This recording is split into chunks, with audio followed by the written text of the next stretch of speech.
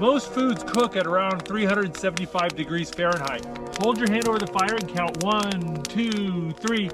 And when you can get to 3 without it hurting, that's about 375 degrees Fahrenheit. So right about here.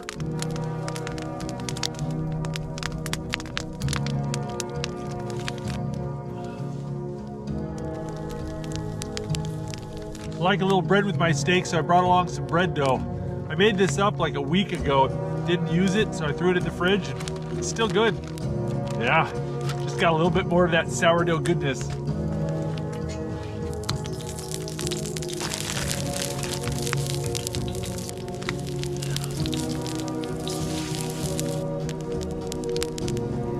We got sweet potato and cinnamon, honey butter and bread, and 2 massive chunks of seasoned steak.